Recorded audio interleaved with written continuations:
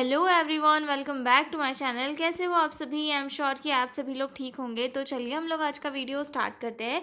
इस वीडियो में हम लोग जो है नेशनल हेल्थ एजेंसीज़ के बारे में पढ़ेंगे कि कौन कौन सी नेशनल हेल्थ एजेंसीज़ होती है और इनके वर्क होते क्या है। ठीक है, तो जो लोग भी चैनल पर नए हैं वो लोग चैनल को सब्सक्राइब कर ले। और अगर आपको PDF नोट्स की रिक्वायरमेंट हो तो डिस्क्रिप्शन में मेरा मेल दिया हुआ है, आप उस पर कॉन्टैक्ट करके PDF नोट्स ले सकते हो। तो चलिए स्टार्ट करते हैं। ठीक है, तो नेशनल हेल्थ एजेंसीज़ होती क्या है? नेशनल हेल्थ एजेंसीज़ यानी कि ऐसे बड़े बड़े गवर्नमेंट ऑर्गेनाइजेशन जो पूरी कंट्री के अंदर हेल्थ सिस्टम को चलाते हैं। मतलब कि ये पूरे जो हमारी कंट्री है उसका हेल्थ सिस्टम किन के बेस पे चलता है? हेल्थ एजेंसीज़ के बेस पे चलता है। ये क्या करते हैं, जो मतलब अगर कोई किसी हमारे कंट्री है, जैसे कोविड आया था, तो कोविड आया था उस टाइम पे वो देखते हैं कि भाई कोविड बहुत ज़्यादा फैल रहा है, तो हमें वो जो है कोविड को कंट्रोल करने के लिए हेल्थ सर्विसेज को डेवलप करना पड़ेगा, लोगों को जागरूक करना पड़ेगा, कुछ प्रोग्राम्स चलाने पड़ेंगे और साथ में जो है लोगों को हेल्थ सर्विसेज पहुंचानी पड़ेगी। तो ये सारा डिसीजन कौन करेगा? नेशनल हेल्थ एजेंसीज करेगी। ठीक है, और उसके बाद में ये लोग जो है उन चीज़ों को सोचेंगे, समझेंगे, डिसाइड करेंगे और फिर पूरे देश के लिए वो लोग जो है फैसला करेंगे। ठीक है, हाँ, अब हम देखेंगे कि कौन कौन सी नेशनल हेल्थ एजेंसीज हैं इंडिया के अंदर। इंट्रोडक्शन से स्टार्ट करते हैं। National health agencies are organisation at the central level that plan, implement, monitor and regulate health services in India. National health agencies क्या है? ऐसे ऑर्गेनाइजेशन है या फिर गवर्नमेंट ऑर्गेनाइजेशन है जो सेंट्रल लेवल पर वर्क करती है, यानी कि किसी पर्टिकुलर स्टेट का नहीं होता, सेंट्रल होता है, यानी कि पूरे ऑल ओवर इंडिया के अंदर होता है। ये क्या करते हैं? प्लान करते हैं, मतलब किसी भी हेल्थ सर्विस को प्लान करते हैं, उसको इम्प्लीमेंट करते हैं और साथ में हर सर्विस हर किसी पर्सन तक पहुंच रही है या फिर नहीं पहुंच रही है उसे मॉनिटर भी करते हैं और साथ में जो है हेल्थ सर्विसेज को रेगुलेट भी करते हैं इंडिया के अंदर। ठीक है, they work under the ministry of health and family welfare and aim to improve the health services and health status of the population. और ये किसके अंडर वर्क करते हैं? Ministry of health and family welfare के अंदर।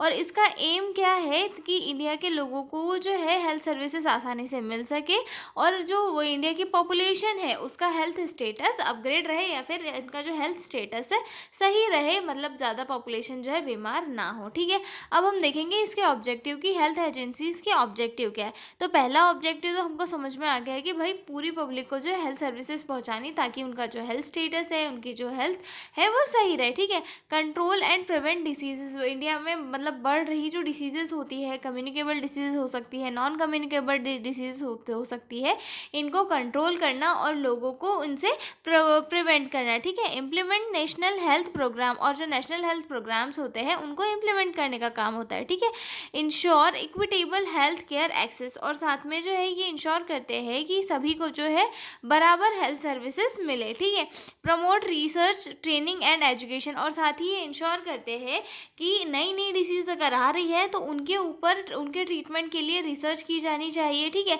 साथ में जो है हेल्थ सर्विसेज प्रोवाइड करनी है तो प्रोवाइड करने के लिए स्टाफ भी तो लगेगा, जैसे कि डॉक्टर, नर्सेस, लैब टेक्नीशियंस बोल सकते हैं, मल्टीपर्पज़ वर्कर्स बोल सकते हैं। तो सभी को एजुकेशन भी यही दिलाने के लिए प्रमोट करते हैं। इवन नेशनल हेल्थ एजेंसीज के अंदर ही जो है लोगों को हेल्थ एजुकेशन प्रोवाइड किया जाता है या फिर एजुकेशन प्रोवाइड किया जाता है कि भाई नई जो है नया आगे चल के हमें भी और भी स्टाफ चाहिए, और भी हेल्थ केयर मेंबर्स चाहिए जो कि केयर दे सके। तो यहाँ पर जो है कॉलेजेस चलाए जाते हैं, रिसर्च इंस्टीट्यूट चलाए जाते हैं जिनके अंदर मेडिकल स्टूडेंट्स को जो है पढ़ाया जाता है। ठीक है, अब हम देखेंगे कुछ major health national health agencies जो इंडिया के अंदर चलती है। ठीक है, तो इसमें सबसे पहली हेल्थ एजेंसी आती है ministry of health and family welfare. ठीक है, ministry of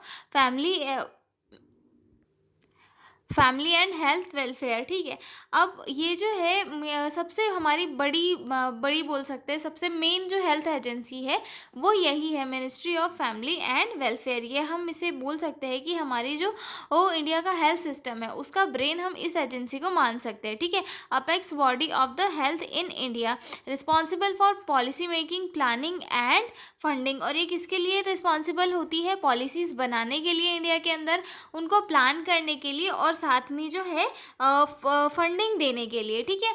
implement major programmes like national health mission, national AIDS control programme. और ये जो है बड़े बड़े हेल्थ मिशंस को जो है इस्टेब्लिश करती है, या फिर हम बोल सकते हैं कि जो है ये इम्प्लीमेंट करती है, जैसे कि नेशनल हेल्थ मिशन हो गया और नेशनल एड्स कंट्रोल ऑर्गेनाइजेशंस हो गई, इनको जो है अच्छे से इम्प्लीमेंट करता है और इनकी मॉनिटरिंग करने का काम करता है, ठीक है। नेशनल हेल्थ मिशन क्या है? नेशनल हेल्थ मिशन जो है एक ग्राउंड लेवल का वर्क का सिस्टम होता है, जहाँ पर रूरल और अर्बन जो है दोनों एरियाज़ में हेल्थ सर्विसेज प्रोवाइड की जाती है किनको मैटर मतलब मदर को और चाइल्ड को, ठीक है। जैसे कि आशा वर्कर घर घर जाती है, फ्री डिलीवरी जनानी सुरक्षा योजना, ये सारी चीज़ें जो है इसके अंदर आती है नेशनल हेल्थ मिशन के अंदर, ठीक है। और जो कंट्री के अंदर एड्स को कंट्रोल करने के लिए जो ऑर्गेनाइजेशन वर्क करती है वो भी इसी के अंदर वर्क करती है, ठीक है। तो ministry of health and family welfare क्या है? ये ब्रेन है हमारे हेल्थ सिस्टम का, इंडिया के हेल्थ सिस्टम का, जो सबसे मेन एजेंसी है, ये आपको याद रखनी है। पॉइंट पे आते हैं directorate general and health services. ये जो ओ सर्विसेज है या फिर ये एजेंसी जो है ये एक सपोर्टर के जैसे वर्क करती है, मतलब एक टेक्निकल विंग भी हम इसे बोलते हैं। और हमारा जो ministry of health and family welfare यानी कि जो मेन एजेंसी थी उसे एडवाइस करने का काम करता है। Provide expert advice on medical and public health issues, यानी कि मेडिकल या फिर पब्लिक हेल्थ से रिलेटेड अगर कोई भी इशूज़ है तो वहाँ पर एडवाइस देने का काम करता है, ठीक है। Manages central health services, hospital and medical education. और जो सेंट्रल हेल्थ सर्विसेज होती है, हॉस्पिटल्स होते हैं या फिर मेडिकल एजुकेशंस होते हैं, उन्हें मैनेज करने का काम भी कौन करता है? Directorate general of health services, ठीक है। तीसरा आता है हमारा Indian council of medical research, ठीक है, या फिर हम इसे हिंदी शॉर्ट में बोलते हैं ICMR, ठीक है। ICMR क्या है? ICMR का नाम आपने ज़रूर सुना होगा। ICMR जो है एक रिसर्च लैब है इंडिया की, अगर मैं आपको बताऊँ तो यहाँ पर जो है डिसीज़ों के ऊपर स्टडी की जाती है, रिसर्च की जाती है। नए जो वैक्सीन्स होती है उनको डेवलप किया जाता है, और साथ में जो है डाटा कलेक्ट किया जाता है कि भाई कोई नई डिसीज़ तो नहीं हो गई है, नई डिसीज़ का ट्रीटमेंट तो नहीं करना है, यहाँ पर सारी चीज़ें की जाती है, ठीक है। Indian council of medical and medical research, apex body for biomedical research, conduct research on disease like TB, malaria, covid, develop guidelines and innovations in health care, ठीक है। और साथ में जो है ये गाइडलाइंस भी डेवलप करता है, क्योंकि यहाँ पर जो ICMR है, ICMR के अंदर जो है डिसीज़ के ऊपर, डिसीज़ के ट्रीटमेंट के ऊपर, वैक्सीन्स के ऊपर स्टडी की जाती है।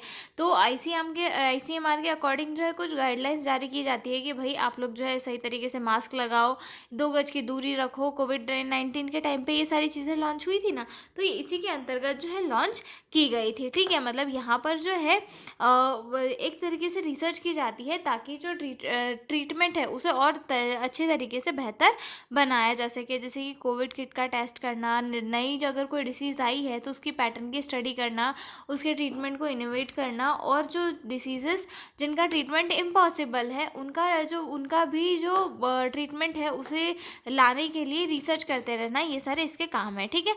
चौथा आता है हमारा central drug standard control organisation, ठीक है। Central drug standard control organisation ये क्या कहता है? ये मेडिसिन चेकर होता है, मतलब मेडिसिन को चेक करने का काम करता है, ठीक है। रेगुलेट्स ड्रग एंड वैक्सीन्स, ठीक है। ड्रग सेफ है या नहीं ये चेक करना, ड्रग जो है वो अप्रूव हुआ है कि नहीं, मतलब अगर कोई नया ड्रग आया है तो वो सही तरीके से अप्रूव है या नहीं, ठीक है। क्लिनिकल ट्रायल्स को वो कंट्रोल करना, सारी चीज़ें जो है इसके अंदर की जाती है, ठीक है। जैसे कि फेक मेडिसिन अगर मिल रही मार्केट में तो उसको रोकने का काम करेगा कौन करेगा? Central drug standard control organisation करेगी, ठीक है। वैक्सीन को अप्रूवल देगी, ठीक है। और मतलब कि इसकी अप्रूवल के बिना कोई भी जो मेडिसिन है वो मार्केट में नहीं आ सकती। इसीलिए जो बेकार मेडिसिन है या फिर ऐसी मेडिसिन जो बॉडी के ऊपर ज़्यादा हार्म हो रही है, उन मेडिसिन को मार्केट में आने से कौन रोकता है? Central drug standard control organisation, okay.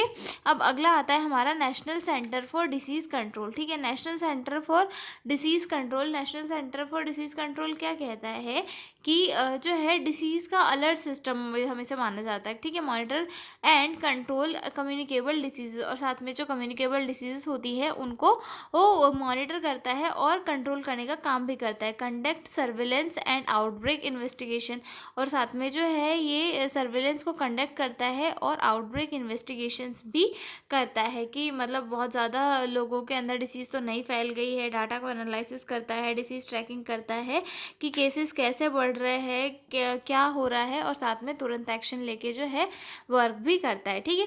उसके बाद आता है हमारा all India institute of medical sciences, यानी कि हमारा सबसे फेवरेट एम्स, ठीक है।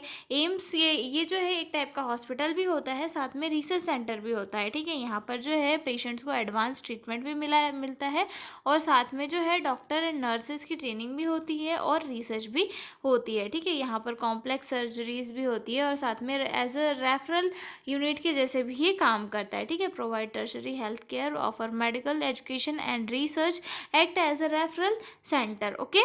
नेक्स्ट पॉइंट आता है हमारा food safety and standard authority of India, ठीक है।